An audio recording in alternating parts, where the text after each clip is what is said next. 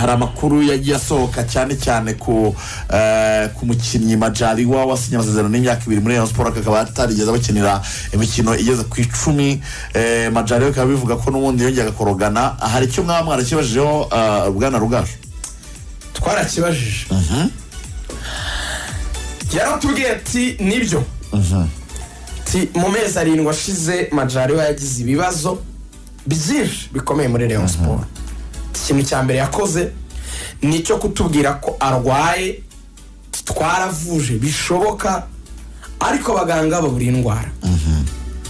Ubundi Majaliwa akubwira ko ngo aribwa munsi y'ikirenge, urabona nyine ikirenge cyawe, urabona munsi nyine hariya nyine ukandagira, iyo wambaye inkweto nyine hariya hakandagira, hari hakandagira kuri tapi. Yego. Aravuga ngo harandya ariko kuri iki gice kigana inyuma ku gatsinsino.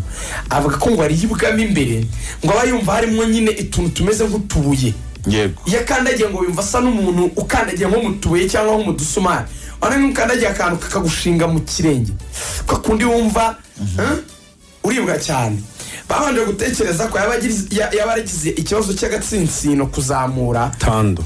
None bakavuga bati akorewe wenda massage, iyo mitsi wenda inyuma mu gatsinsino karamburwa, akagerageza wenda kugenda agororwa, byagenda neza. Bamukoreye massage, bakora ibintu byose, baravura ibintu biranga. Baratariko iyi mvune imara amezi 7 ni imvune gatiki. Majaliwa ejo bundi sezijya kurangira yarisabiye ubwo aravuga ati mundeke ntahe njye kwivuza. Agiye Burundi, uwe ntiyavugaga yuko ngo ikibazo ngo ari ukuvunika bisanzwe, wabyita kurogwa. Ati rwose umuntu yangiriyeyo, ati nibyo bibazo mfite. Agiye Burundi ajya kwikarabya, niko abanyamupira babyita. Aragenda baramukarabya, nibyo aragaruka mu myitozo isitangira. Ari mu bantu baje mbere, anatangira imyitozo ameze neza pe. Ko Majaliwa azi umupira, icyo cyo ntago gishidikanya. Majaliwa ni umukinnyi mwiza. Ejo bundi rero insida yabaye mu myitozo kwa 4, umutoza arabapanze jya mu ikipe ya mbere, Majaliwa Sefu mu ya 2. Barakinnye bageze hagati ati Sefu none umugurane ajye mu ya mbere, we Majaliwa ujye mu ya 2. Majaliwa yatakuramo shozi brain turiya tuntu bambara hejuru y'amajezi yo bari mu myitozo, abaraga kubise hasi, abaragiye ajya dushe, ariyogera yambara imyenda isanzwe, agaruka kuri bench. Bamubajije bukeye bwaho Majaliwa ati ngewe mfite ikibazo, mfite igisebe. Baganga batoke mfite igisebe, none ngwino mu myitozo tukuvure nyine tunakibona. Ntiyaza kwa 5 kuko yarabizi ko agize ate yabeshye ntacyo afite. Kwa 6 ntibakora, ku cyumweru ntibakora. Ejo rero kuwa mbere aza mu myitozo mu ba mbere. Baramureka aranakora. Ariko perezida yatubwiye ati nubwo yaje nzicarana nawe tuganire, sinshaka kazongera kudokoroga hagati muri sezo. Niba yumva adashaka gutuza ngo akine umupira, akora akazi ke, twebwe turamuha ibyo tumugomba hakurikijwe z'amategeko dutandukanye. Niba kandi ari tayari ari buce gufa gasaba imbabazi akavuga yuko bitazongera, turamuha amahirwe akina umupira.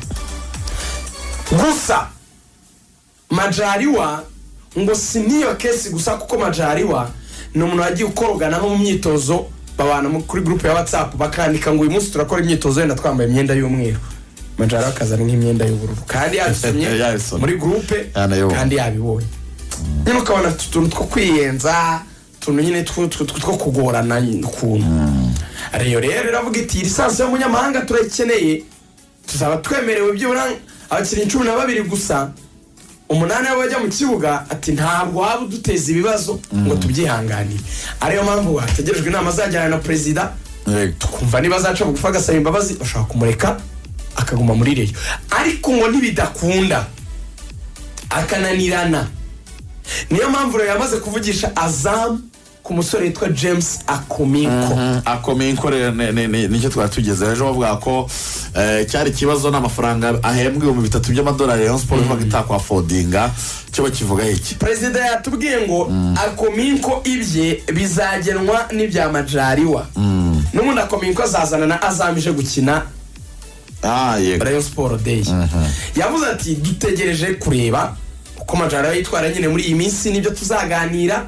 Ibyo naramuka tugoye tukabona ntabwo ari umukinnyi wumva, tuzamurekura kuko ngo perezida yavuze ngo birarambiranye, ntabwo tuzongera kwihanganira Majaliwa bimaze gukabya.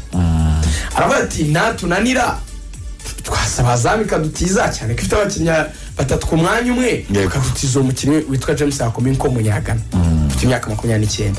Ati kandi Majaliwa wabaye umuntu nyine wumva agaca bugufi, twareka Akominko tugakomezanya na Majaliwa. Ubwo ibintu biri mu biganza byande bya Majaliwa. Ngira ngo Majaliwa ariko niwe uri muri hombya mugaragu, umukinnyi urimo nasoza amasezerano niyo mwaka w'anyuma mu ikipe ya Rayon Sport. Ubundi we kuzabona izindi kipe yiyangajamo bizoroha kandi icyambere cyo twebwe ko iyo umukinnyi yavuye mu gihugu cy'u Burundi akazana mu Rwanda iba ari transition, ari kunyura mu cyane cyane abakinnyi barundi bagifitemo iyo myaka imbere yo kuba bakina hano mu Rwanda. Ni champion isigaye nibura yi-expose abakinnyi yaba mu buryo byerekanwa, uburyo ivugwamo, ndetse na sports agents bamaze kwinjira hano mu Rwanda. So navuga ko mu Rwanda ari ahantu hamwe ho kugufasha we nk'umukinnyi kuzamura urwego ndetse no gusohoka mu Rwanda ujya mu makipe akomeye yabaye muri aka karere, cyane cyane ko ari imwe mu nzira zijyana abakinnyi muri Tanzania. Benshi tumaze igihe tubona babacana bakajya muri Tanzania cyangwa se bakajya muri Zambia cyangwa bakajya mu bihugu byo mu majyaruguru ya Afrika. So kuri Majaliwa ni umukinnyi wari waratangiye guhamagarwa mu ikipe y'igihugu y'u Burundi. Abizi ko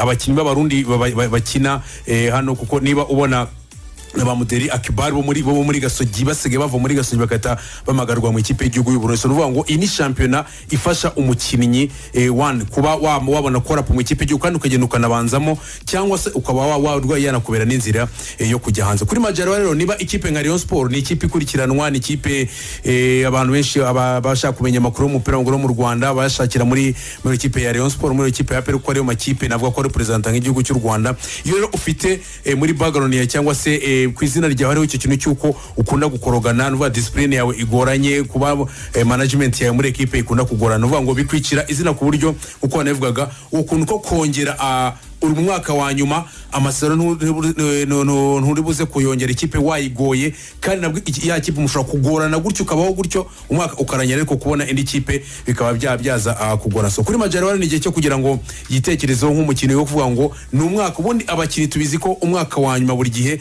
n'umukinnyi waragize ibibazo mu mwaka wa mbere, umwaka wa nyuma w'amasezerano one akina ashaka kongerwa amasezerano cyangwa se kugira ngo profile ye izamuke abashe kuba yagwa. Kuri Majaliwa rero ni igihe cyo kugira ngo yicare yitekerezeho, amenye ko ibyo bundi bintu byo gukorogana kenshi umuntu abikora niyo ari ahantu iwabo mu rugo cyangwa se mu gihugu cy'amavuko. Ariko iyo uri hanze waje waraguje gukina nko wabigize umugabo, ubundi bibazo byose ugomba kwirwana no kubihanduringa. Kuri Majaliwa ni igihe cyo kugira ngo yitekerezeho akore, kuko no muri babakinnyi tubavugaga bashobora kuba babanzamo. Kuri Majaliwa ari muzima yaganiriye n'ubuyobozi, n'ubundi uriya mwanya we yaba ari umwanya wa Majaliwa kuza gukina, n'ubundi kubona umwanya, kubona iyo sports right, kubona igihe kinini cyo gukina kuri Majaliwa ntabwo cyari ikibazo. Hanyuma bite bya Mitima Isaac? Mitima duhura muri Kigali Universe ku match aperi yabaye kwa kangahe ku cyumweru, finale ku cyumweru. Mitima yaje kureba match muri Kigali Universe match aperi.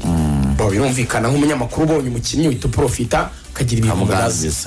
Tawese kutari gukora imyitozo nuko nari mbizi ko bimeze. Aramimamiriza arambwa ati rero ikipe indimimira ibirarane by'amezi 2 ukwezi ni gushira arababaye 3. Nanjye mfite engagement kubaho nyine babanyishyure pe.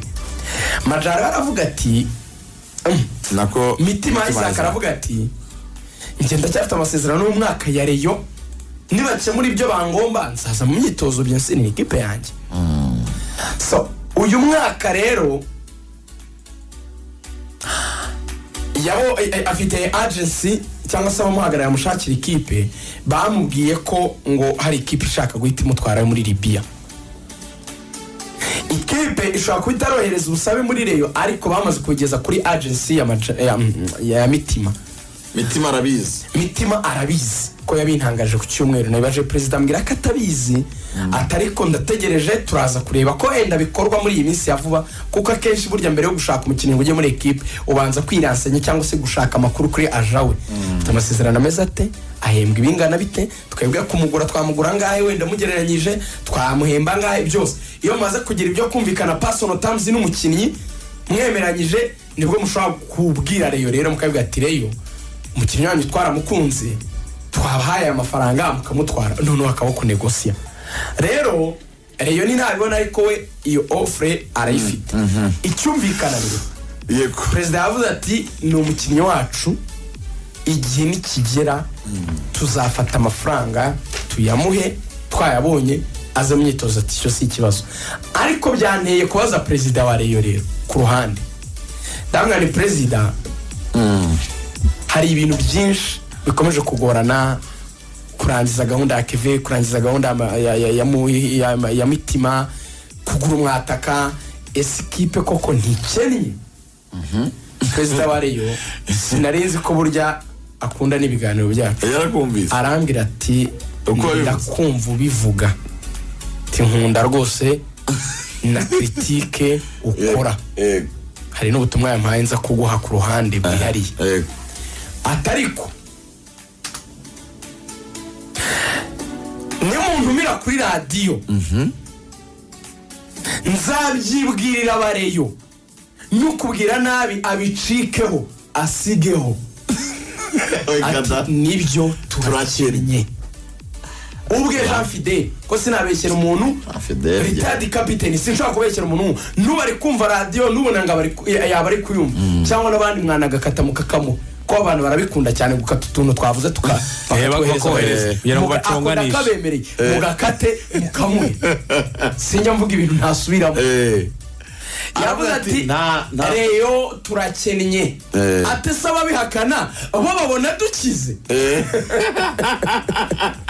ati kuko ikinyuranyo cy'ibyo uvuga ni ugukira none turakira aba bihakana babona dukize ate se nyine babyumva mbyivugira mvuga ni leta yakaduteye inkunga akaduhaye amikoro akadufashije arambwira ati rero rero rugaju Rayon Sport amugane irakennye none se abakinnyi nk'ubwo ibintu bya uyu mukinnyi turimo turaganiraho mitima ni mishara y'amezi ntabwo narinzi ko umuntu yanze gukora imyitozo kuko adahembwa mishara y'amezi ni ikintu gikomeye cyane ariko ikintu naje gutekereza noneho nshaka kwinjira deeply muri Rayon Sport ngo menye koko niba nta n'urupfumuye ruri kuri konti uyu munsi nazanyemo inkuru y'ihumure reka mbabwire rero ukuntu ibintu byari biba biteye iyi nkuru y'ihumure iteye gute bareyo nshuti zanjye nkunda cyane bareyo ni abana beza cyane umva ikintu gihari muri Murera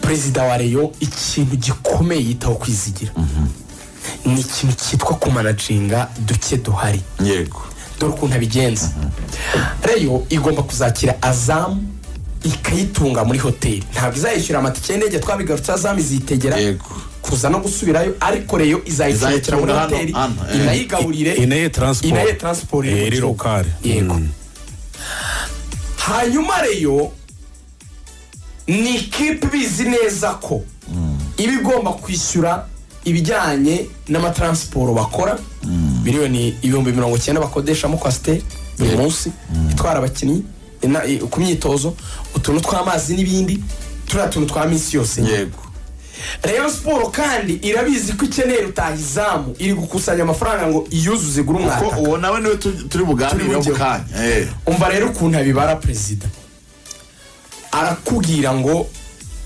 SG namenye nawe ushinzwe ubukungu Adrien umukinnyi udufitiye amasezerano turimo ibirarane nk'uko tubibereyemo n'abandi bakeya wenda ushobora gusanga ibirarane byabo bose bitarenga wenda miliyoni 5 ariko nimuyafata mukayabaha ejo Azam ikaza twayakira fagitire ikaremera kurusha amafaranga tusigaranye byaba ikibazo ndahitamo nka perezida muri management ko ngendera ku byitwa le priorite kurusha ibindi. Aravuga ati match ya Leon Day ni match yacu, ni match ya gishuti, kandi dufite umudefenseur Omar Nying tukanagira na Aimable Sabimana. Kuba Mitima atakora n'ubundi ntabwo tuzakinisha batatu, hakina abo babiri. Yego. Mitima tukamureka tugakina kuri Rayon Sport Day. None ni asesa contrat ngo ntiyahimwe. Yego. Twarangiza kubona amafaranga twishyuje nyine ku muryango kuri Rayon Sport Day. Yego. Si umwana wacu tukamwishyura, tukamuhamagara. Azaba baye amezi 3, zizaba ari itariki enye z'ukwa munani bukeye bwabo. Tumutumiza kuri office ari kuwa mbere. Ati dore ngaye amezi 3 kuri konti jya ku kazi nimugoroba tukubone mu nzozi champion. Icyo bita le priorite no kumenya guhitamo nyine ibyibanze. Ibiruti bindi bisana ko umubyeyi wamubwiraga ngungurira umwenda akabona kutambaye ubusa wowe kuko ari kureba mu kwezi gutaka muzishira minervale na barumuna bawe akanagurutwa mukagira ngo arakwanga.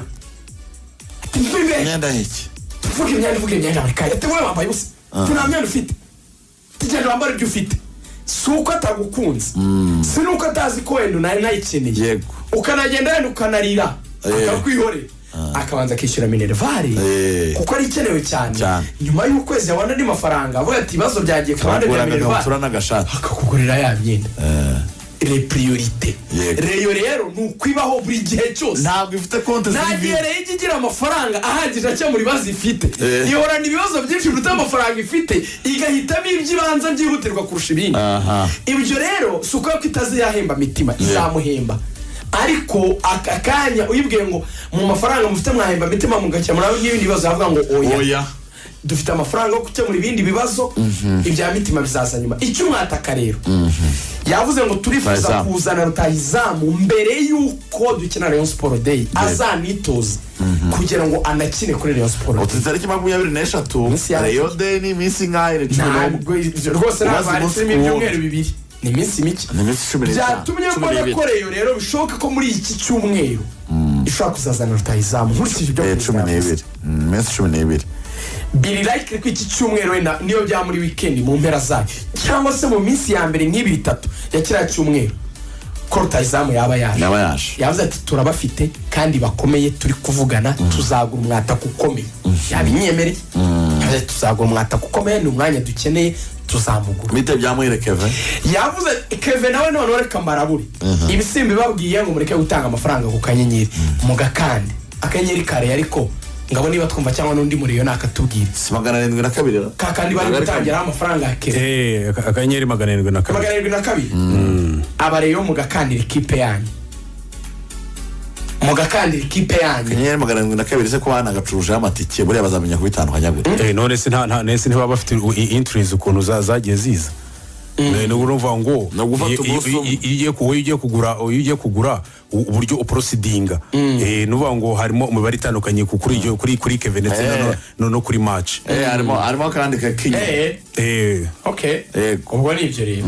Ubwo rero ikintu gihari no kuvuga ngo ni ako kanyenyeri mugomba gukomeza gukana mugatanga amafaranga yo kugura Kevin, ariko uko mbitekereza perezida yavuze ngo turacyarimo kureba ko amafaranga twifuza yaboneka, ati nibigera igihe cyo kwanga Kevin n'umwana wacu tuzongeraho tumwishyure. Kevin uko mbibona we hari igihe bakwifuza ko akina kuri Rayon Sport Day nk'umukinnyi ukomeye w'izina, bakaba bamuhamagara akamwe ati Kevin ngwino kuwa mbere mukuru no wa mbere akamwe ati ngwino mu myitozo tukoye cyumweru kugira ngo ujyemo kuri Rayon Sport Day. Akamwe ati ayabonetse yavuye mu fan club, ayabonetse yavuye mu bafana ku kanyenyeri naya wenda ari 25 n'urugero cyangwa 30. None imibare iri hera nakabandi 10 zisigaye reka dukinire match ya Rayon Sport Day, ziraza kuvamo mu mafaranga abafana bari bwishyure duhita tuzikongerera duhita turangizanya tube twuje 40 zawe. Niki gituma rero batinda kubabwira ngo Kevin yatangiye imyitozo, nuko babwiye ngo Kevin ari mu nzove mu myitozo mwareka gutanga amafaranga. si uko babiyobewe ko wenda mudashobora no kugeza izo 40 bagakomaho cyangwa bakongeraho, ariko icyo bakeneye nuko mubanza gutanga namwe mugira uruhare. Ibyo rero ni mubikore uko mubyihutisha mutanga byibura ngo zigere 30. Ni nako na president nawe bimorohera kuvuga ati 10 natwe twazazishyiraho nka reyo bakabamugara mu myitozo. Ni muri za gahunda za les priorités mu by'ingenzi. hanyuma Reagan hari kuwa kane tariki 15 z'ukwezi kwa gatanu 2024 inkuru yo ku kinyamakuru bita Igihe y'umusore yanditswe no umugabo witwa Mathias Hitimana yavuze ko Rayon Sport yasinyanye n'uruganda rwenga ibinyobwa rwa Skol amasezerano y'imyaka 3 ikazagiha miliyoni 47 2014 hashize imyaka 10 ku munsi w'ejo rero Skol na Rayon Sport bizizaga imyaka 10 ubufatanye na miliyoni 47 zagiye zizamuka. Ubu Rayon Sport imeze neza cyane. Iyi press conference barayitabiriye tubanze twinjire muri ubu bufatanye bwagiye buzamuka gute. Rayon Sport ivuga ko ibyihabwa na Skol bihagije bishimishije. Arayirashima cyane, arayirashima. Ejo twagezeyo mu masaha y'isa 10 n'igice, saa 10 n'igice. Tugezeyo turicara tutegereza nyine umuyobozi wa Skol kuko yari afite indi nama, ariko ntiyatinze yahitaza. Press conference iratangira. Mu gutangira kwa press conference rero Rayon Sport yari ifite ibintu bitandukanye yagombaga kumurika. Ikintu cya mbere yo kujya ku bufatanye, uwa muntu wa mbere wafashe ijambo ni Ruben Ngabo, ni umuvugizi wa Rayon Sport, niwe wayoboye uyu muhango. Aratwakira nk'itangazamakuru, yegereza abayobozi ku mpande zombi muri Rayon Sport ndetse no muri Skol. Amaze gutanga ikaze atwereka gahunda y'ibigiye kuganirwaho. Turabereka umutoza, turabereka ikipe izakina kuri Rayon Sport Day, turabereka imyambaro mishya ya Rayon Sport, turabatangariza ibijyanye n'ubufatanye hagati ya Rayon Sport na Skol. Muraza no kugira umwanya wo kubaza abayobozi ku mpande zombi ibibazo mwifuza. Murakoze. Tanga ijambo kuri Karim bakunda kwita Kenzman, akaba ari umwe mu bayobozi muri Skol. Ikintu cya mbere yakoze ni ukutumurikira umwambaro wa Rayon Sport wa Sezitaha. Ni umwambaro uzakorwa na Kwesa Collections nk'ibisanzwe kuko nibo basanzwe n'ubundi bakora ako kazi, no bahawe iryo soko, nibo baritsindiye.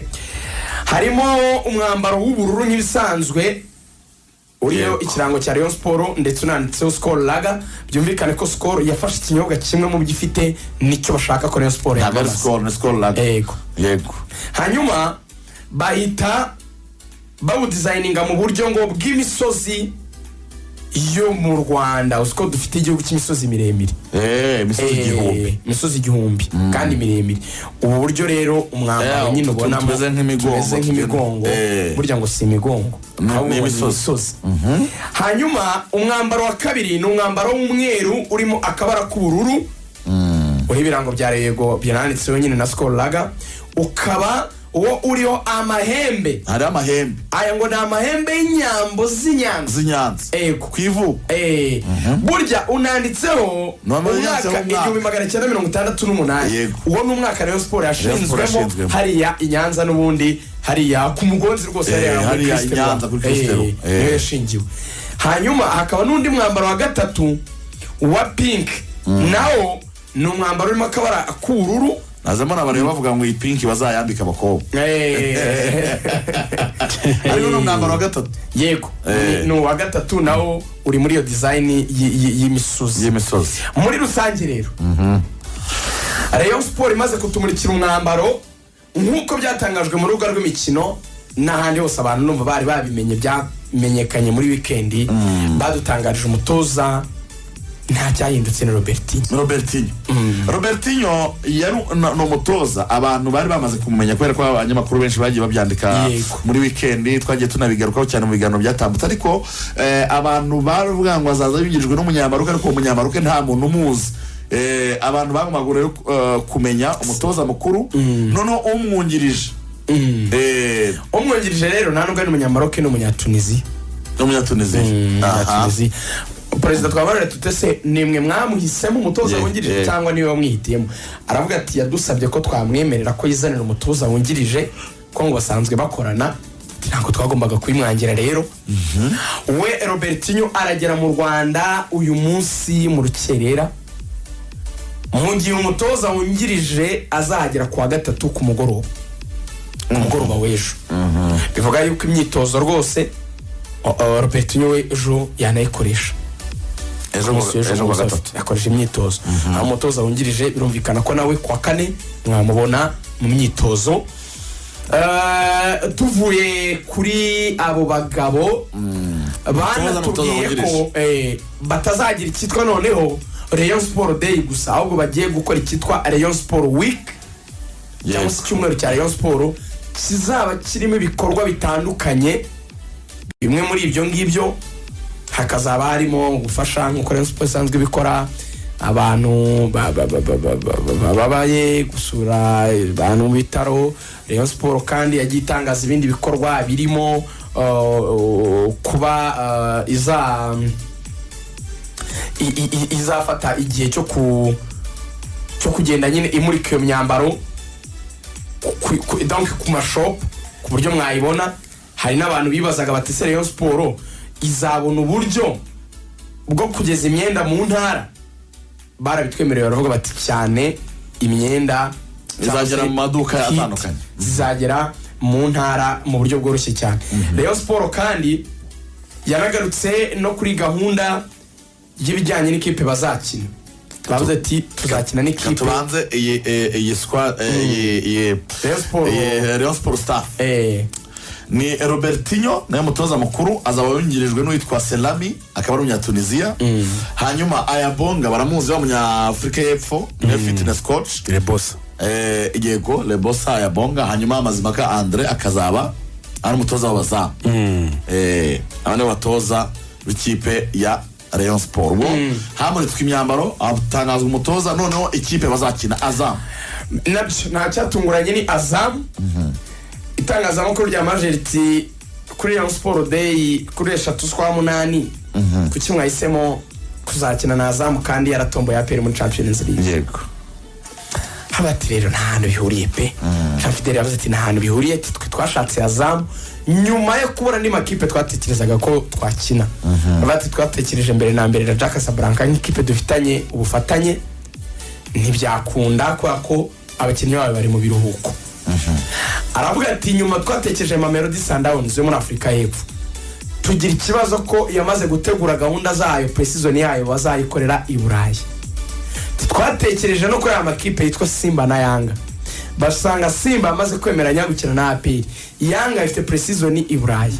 Baravuga bati rero nta yandi mahitamo yarasiga usibye kureba andi makipe akomeye mu karere. Ati twarebye Bugande dusanga Vipers twarayizanye, tureba muri Kenya dusanga twamaze kuzana ikipe yitwa Kenya Police. Ati twagombaga guhindura rero tugashakira no muri Tanzania. Yego niko kubona Azam nk'ikipe ya gatatu ikomeye nyuma ya Yanga na Simba. Nuko twayihisemo, turabibasaba ngo dukine, nta hantu bihuriye na APR. Ariko niho byabihahuriye nge ndumva nta nicyo binavuze. None ubundi ikibazo kirihe ko niyo Azamu icyambere cyo Rayon Sport igiye gukina n'ikipe izahagarara Tanzania muri CAF Champions League. Ni ikipe ikomeye, ni ikipe yasunitse Simba muri sezishize ishyira inyuma yayo. Habanza Yanga, ikipe yazamiza ku mwanya kabiri. Ubwo n'uruhande rwa Rayon Sport igiye kwipima n'ikipe ikomeye, n'ikipe bari gutegura sezo bitandukanye uko Rayon Sport itegura gukina amarushanwa ari local, indi itegura gukina amarushanwa mpuzamahanga bwarimo CAF Champions League.